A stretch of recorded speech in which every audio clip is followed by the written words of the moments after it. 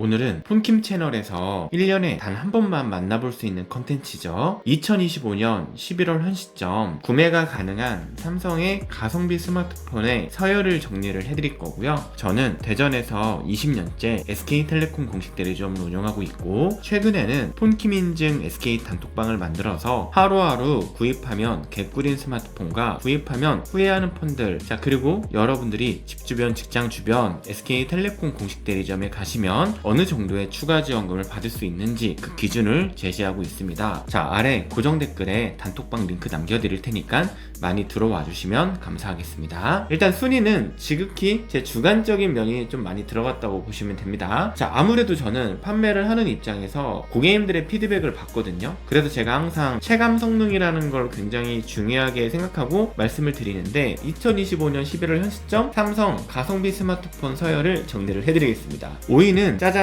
갤럭시 와이드 8로 선정했습니다. SK텔레콤 전용으로 출시된 모델이고요. 출고가는 37만 4천원에 출시가 됐습니다. 2025년 6월 18일 SK텔레콤이 한참 유심 교체로 정말 바쁠 때 구세주처럼 출시된 모델입니다. 메인 AP는 엑시노스 1330이 들어가 있고요. 그냥 가장 아래급 CPU라고 보시면 될 것 같고요. 요즘 사실 램은 기본이 6기가 램이라고 보시면 됩니다. 예전에는 4기가 램이었지만 지금은 6기가 램으로 다 주고 있고, 128기가 내장 스토리지, 이게 또 외장 SD카드가 들어갑니다. 자, 요즘에는 아쉽게도 외장 SD카드가 안 들어가는 스마트폰들이 많이 나오고 있는데, 와이드 8은 그래도 외장 메모리를 지원해줍니다. 무게는 200g이고 디스플레이는 슈퍼 AMOLED 인피니티 U 디스플레이. 제가 예전에 U 디스플레이는 싼 거, V 디스플레이도 싼 거 이렇게 말씀드렸고, 펀치홀 디스플레이는 좀 비싼 거 이렇게 생각하시면 된다고 말씀드렸죠. 이 제품은 U 디스플레이입니다. 6.7인치 디스플레이고, 카메라 전면 1300만화소, 후면 광각 5000만화소, 초광각 500만, 접사 200만. 자, 이렇게 트리플 렌즈가 들어가 있지만 사실 이건 그냥 수치일 뿐이지 실제로 화면에서 구현해주는 색감은 많이 떨어집니다. NFC 지원해주고 C타입 들어가 있고, 방수 방지는 들어가지 않고요. 나노 유심 들어가고 삼성페이 가능하다고 보시면 됩니다. 5위로 선정한 이유가 몇 가지가 있는데요. 전 실제로 직접 많이 판매하고 만져봤잖아요. 그런데 이 후면에 이 카메라 배열이 이걸 왜 이렇게 떨어뜨려 놨을까라는 생각을 했어요. 삼성이 끝나누기를 할 때 뭔가는 좀 차이를 내줘야 된다는 생각을 했는지 모르겠지만, 지금 이 디자인을 보시면 너무 좀 비기 싫지 않아요? 좀 키워볼게요. 이런 느낌으로 들어가 있고, 베젤도 상당히 큽니다. 이 카메라 U 디스플레이가 너무 커요. 그래서 실제로 보면 산티가 좀 많이 난다 이렇게 생각하시면 될 것 같고요. 자, 색상은 블랙, 핑크, 라이트 그린 이렇게 나오는데, 한 70대, 한 60대 후반 정도 되시는 분들이 핸드폰에 별 관심이 없는 좀 어머님들이 예뻐하는 색상으로 통하고 있습니다. 이 어린이들은 많이 안 좋아하는 디자인이지만 색상은 그래도 살짝 용서가 가능하다. 요즘 나오는 것 치고 색상은 잘 뽑았다 이렇게 생각이 드는데, 원래는 와이드 8이 제 기준에 높은 순위에 있는 가성비였는데 최근에 좀 다른 모델들이 출시가 되면서 가장 낮은 순위, 현 시점 가장 낮은 5위로 제가 선정을 했습니다. 통신사 이동을 통해서는 대부분 그냥 무료폰으로 살 수 있습니다. 이게 무료폰이 뭐 요금제 비싼 거 쓰고 뭐 이런 거 아니고요. 그냥 가장 저렴한 어린이 요금제, 어르신 요금제 만원대 할 거 없이 선택약정 할인 25% 다 받아가면서 무료폰으로 살 수 있으니까, 이 영상 보시고 이 제품 사러 갔는데 허무맹랑한 터무니없는 가격으로 사시면 절대 안 됩니다. 4위는 짜잔, 갤럭시 A36이 선정되었습니다. 제가 사실 A36을 와이드 8 아래에다 놓을까 고민을 좀 했었는데요. 왜 4위를 차지했는지 뭐 장단점들을 조금 자세히 알아볼게요. 출고가 499만 9,400원에 출시가 됐는데요. A33, A34, A35, A36 이렇게 4년 동안 출고가가 동결됐다고 보시면 됩니다. 자, 사람들은 출시될 때마다 무지성 욕을 하시는 분들이 꽤 많은데, 가격 정책을 살펴보면 물가 오른 거 대비해서 가격은 또 동결되는 부분이 있다라는 거, 그래서 나쁘지만은 않다라고 생각하시면 되고요. 2025년 6월 12일 출시됐습니다. 와이드 8이 출시되고 나서 바로 다음에 출시가 됐고요. 안드로이드 15 탑재되어 있고, 자, 스냅드래곤 6 젠 3 들어가 있습니다. 스냅드래곤이라고 해서 살짝 기대를 했는데 정말 실제로 제가 만지고 나서 세팅을 하면서 바로 실망을 해버렸습니다. 그래서 제가 삼성전자 담당자한테 이거 좀 이상한 거 아니에요? 이렇게 말씀을 드렸어요. 이거 A35나 A34보다도 더 이 터치가 밀리는데요, 더 느리는데요, 부팅 속도가 더 떨어지는데요 이렇게 설명을 했는데, 자체적으로도 그게 좀 문제라서 좀 확인 중에 있다는 답변을 지난 6월달에 하셨고, 최근에도 그렇게까지 많이 나아진 부분을 보여주지는 못합니다. 제가 생각할 때는 이 칩셋과 삼성전자의 단말기 하드웨어랑 잘 안 맞는 부분이 좀 생긴 것 같습니다. 램은 6기가, 이게 문제죠. 램 6기가 살짝 아쉽죠. 와이드 8과 동일한 램 크기에 내장 메모리 128기가인데요. 그래, 이거는 그냥 그렇다 칠게. 그런데 외장 메모리가 삭제되었습니다. 뭐 외장 SD카드를 어떻게 하면 넣을 수 있는 게 아니라 아예 없어요. 제가 출시하고 나서 단골 손님한테 판매를 했었는데, 사실 그때 제가 유심 교체 때문에 너무 바빠서 자세히 스펙을 못 봐서 외장 SD카드가 당연히 있겠거니 하고 판매를 했는데, 유심 카드를 넣을 때 보니까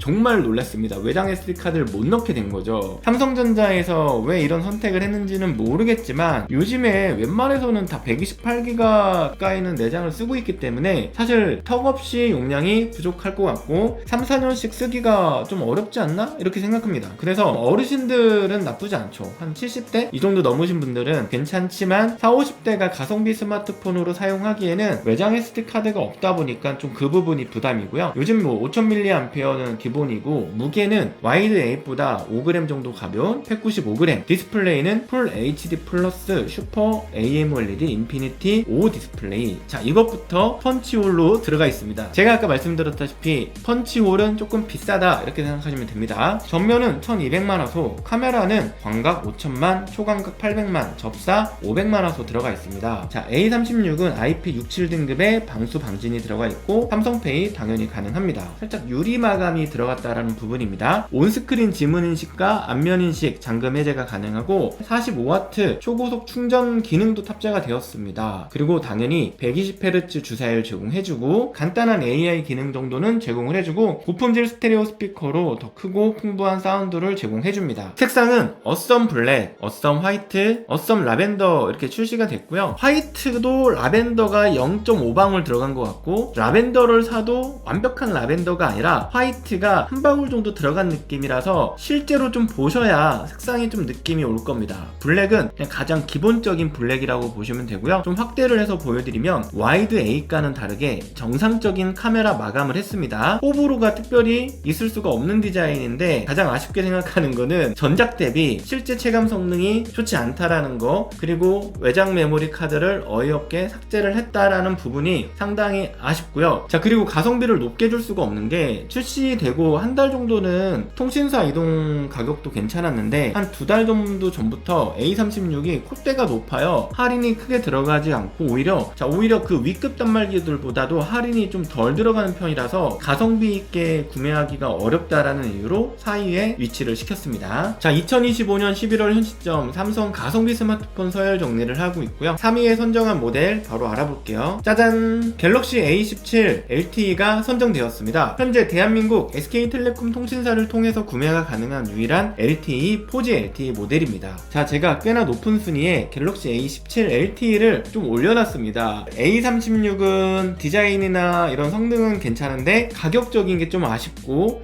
외장 메모리가 안 들어가는 부분 때문에 제가 밑으로 선정했고, 와이드 8은 좀 올드한 디자인을 갖고 있어서 이 제품을 주로 타겟으로 구매해야 되는 어린이들이 만족하기가 좀 어려운 디자인이기도 하고, 자, 어르신이 구매할 때도 실제로 터치를 해보면 디스플레이 품질이 많이 떨어져서 터치감이 그렇게 좋지가 않아요. 어른들도 좀 불편함을 느낄 수 있을 것 같아서 가장 낮은 순위로 골랐는데, 3위에 갤럭시 A17 LTE를 위치한 이유는 무려 가격적인 요소가 굉장히 컸습니다. 2025년 11월 출시한 정말 따끈따끈한 신제품입니다. A36하고 크게 다르지 않죠? 아쉬운 점도 있어요. 이게 가격이 좀 저렴하다 보니까 외관이 정말 플라스틱 느낌이 강해서 이게 딱 잡았을 때 싼 티가 확실히 납니다. 하지만 뭐 케이스를 끼고 사용할 거고, 이 정도 제품을 사용하는 분들이 이 뚜껑 있는 케이스를 많이 쓰시거든요. 물론 이제 어린이들은 그렇지는 않지만 부모님 세대들이 쓸 때는 다 지갑 케이스나 이런 걸 쓰기 때문에 질감은 또 그렇게 중요하지는 않을 거고, 색상은 블랙, 그레이, 라이트 블루 이렇게 세 가지로 출시했어요. 안드로이드 15 들어가 있고요. 자, AP는 그냥 가장 아래급으로 들어가 있습니다. 기대하시면 안 됩니다. 자, LTE고 가격대를 생각하면 그냥 이 정도밖에 들어가지가 않을 거예요. 램은 6기가, 내장 메모리는 128기가, 외장 메모리 들어갑니다, 여러분. A36에도 없는 외장 SD카드가 들어가는 거 자체가 일단 더 높은 평가를 할 수밖에 없을 것 같고요. 와이드 8은 200g, A36은 196g, A17LTE는 190g으로 그래도 무게가 많이 감량이 되었습니다. FHD 플러스 슈퍼 AMOLED U 디스플레이입니다. 자, 디스플레이 해상도는 FHD 플러스로 그래도 들어가 있다라는 거, 뭐 유튜브 영상 보고 인스타나 틱톡 보기에는 아무 문제가 없다라는 부분. 6.7인치에 전면 1300만 화소, 후면 광각 5000만, 초광각 500만, 첩사 200만, 트리플 렌즈 들어가 있고 다 비슷비슷하죠. 와이드 8에 없는 IP54 방수 방진. 그냥 이건 생활 방수 수준이라고 보기에도 좀 떨어지는 방수 방진이지만 그래도 설거지하면서 가끔씩 물 묻은 손으로 만질 때 안정감이 있다고 보시면 될 것 같구나. 땀이 좀 많으신 분들이 만져도 괜찮다. 그리고 먼지가 많은 곳에서 근무하시는 분들도 충분히 내구성이 보장되는 수준의 IP54 방수 방진. 와이드 8이 더 비싼데도 없죠. 90Hz 주사율 들어가 있습니다. 120Hz가 아닌 건 조금 아쉽지만 실제로 제가 세팅을 하면서 체감 성능을 봤을 때 확실히 주사율 차이가 느껴지긴 합니다. 좀 아쉬운 부분이고요. 나중에는 120Hz로 바꿔주겠죠. 그리고 측면 지문식 들어가 있고 25W 고속 충전 가능하고요. 서클 투 서치가 들어가 있습니다. 또 재밌어요. 이런 거 보면 플래그십 모델에 다 넣어주지만 이렇게 A 시리즈에도 하나씩은 느껴보게끔 이렇게 또 이런 AI 관련된 기능을 제공하고 있다라는 거. 그리고 최대 6회 OS 업그레이드와 6년 보안 업데이트를 제공해준다고 합니다. 자, 6년 동안 믿고 쓸 수 있다라는 부분입니다. 갤럭시 A17 LTE는요 31만원대 출고가인데요.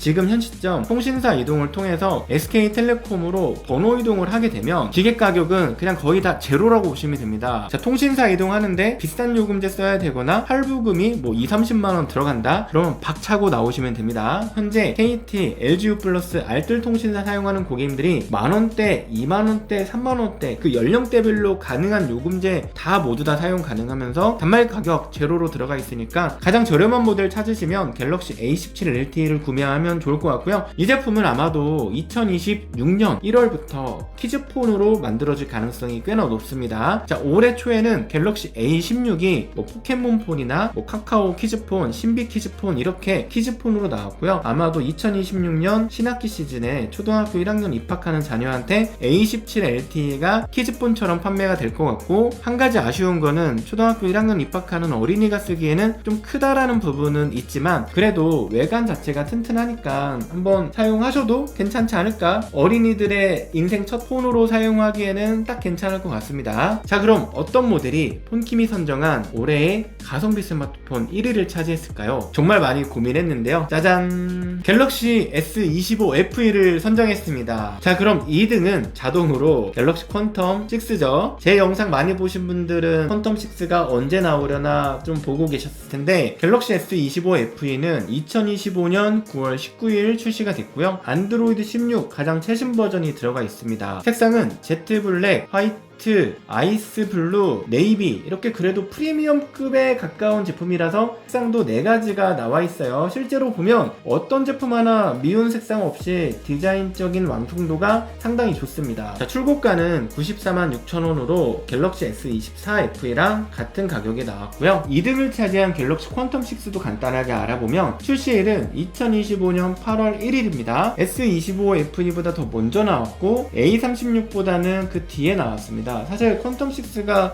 언제 나올까 많이 기다렸는데 생각보다 좀 빨리 나온 거예요. 작년 퀀텀 5가 대략적으로 9월 정도에 나왔던 걸로 기억하는데, 퀀텀 6가 아무래도 SK를 좀 먹여 살리는 모델이다 보니까 SK가 8월 달에 좀 어려웠잖아요. 가입자 유출이 많았고 이제 통신사 이동할 때 적극적으로 판매하기 좋아서 역시나 또 SK 전용으로 삼성에서 출시를 해줬고요. KT나 LGU 플러스는 사실 팔고 싶어도 받고 싶어도 삼성이 안 줍니다. 삼성전자가 SK텔레콤은 가장 큰 형으로 우대를 해주는 거고요. KT나 LGU 플러스한테는 야, 니네는 동생이니까 갤럭시 미니 뭐 점프 뭐 이런 거 좀 니네가 가져가고, SK는 좀 형이잖아. 가입자도 니네보다 훨씬 많잖아. SK가 맘만 먹으면 니네보다 우리 거 더 많이 팔아주잖아. 이런 이유로 글로벌 시장에서는 A56이라고 나오는 제품이고, 살짝 튜닝을 통해서 SK텔레콤 전용으로 퀀텀이라는 네이밍을 달고 나오는 모델이 바로 이런 퀀텀 6라고 보시면 보시면 됩니다. 자, 색상은 어썸 그라파이트, 어썸 라이트 그레이, 좀 단조롭죠? 자, 갤럭시 S25FE의 자세한 이미지를 보여드리겠습니다. 이렇게 자, 카메라 테두리 부분에 좀 눈에 띄는 마감을 해줬어요. 심심하지 않고요, 조금 젊은 세대를 겨냥한 그런 디자인이라고 보시면 됩니다. 이렇게 블랙 색상이 있고요, 화이트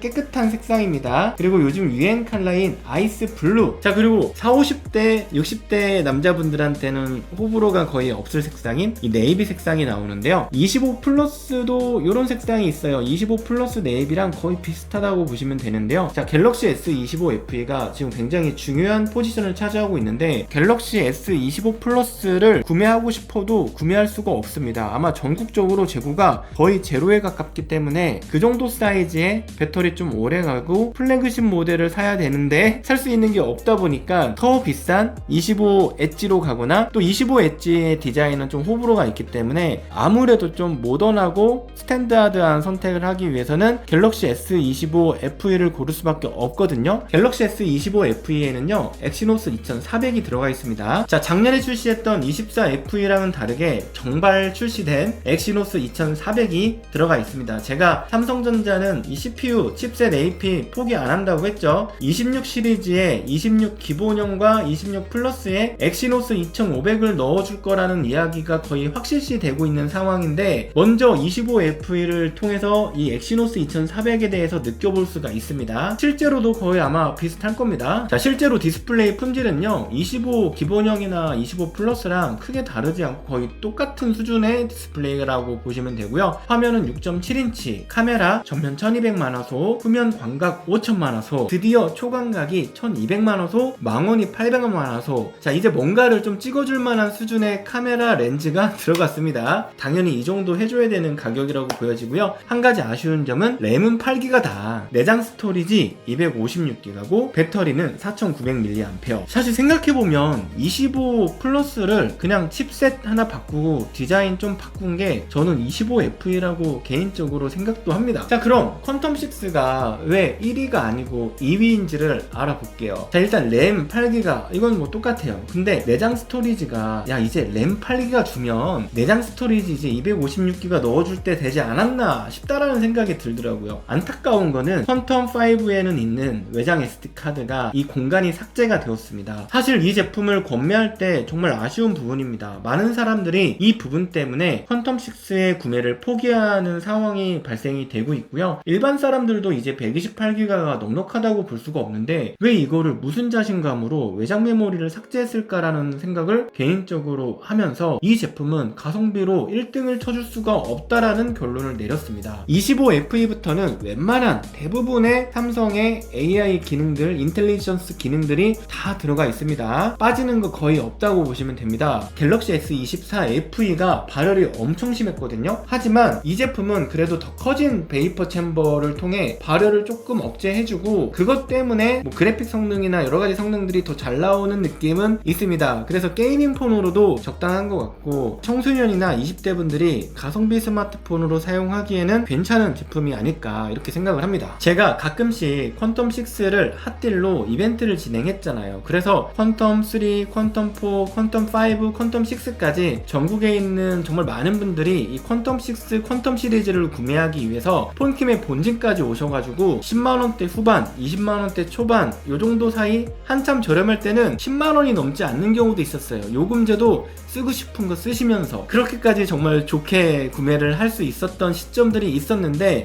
최근 10월과 11월 현시점까지 행사 할인이 들어가지가 않고 있어서 제가 조금 아쉬운 마음으로 2등으로 선정을 해줬고요. 퀀텀6 사는데 국가요금제 몇 달 써야 되고 이러는 건 좀 아니지 않나 이런 생각을 하고, 자, 갤럭시 퀀텀6의 구매 혜택이 정말 좋아지는 순간 가장 빠르게 제 단톡방과 제 채널을 통해서 알려드리겠습니다. 자, 내가 100만원대 이상 훌쩍 넘어가는 스마트폰을 지르긴 싫고 접기도 싫다, 25 플러스를 정말 사보고 싶었는데 재고가 없어서 너무 아쉽다. 근데 나는 비싼 건 사기 싫다. 자, A 시리즈는 도저히 나한테 납득이 안 간다라는 분이 있다면, 자, 2025년 11월 현 시점 삼성의 가성비 스마트폰 서열 1위 모델인 갤럭시 S25 FE를 구입하시면 좋고요. 자, 나는 통신사 이동 통해서 부모님이나 우리 어린 자녀한테 무료폰을 좀 사주고 싶다 이러면 A17이나 와이드 8을 좀 고민해 보시고요. 조금 폰킴이 핫뛸 때 통신사 이동을 통해서 굉장히 저렴하게 개꿀로 사고 싶다 이러시면 퀀텀 6나 A36을 조금 기대하셔도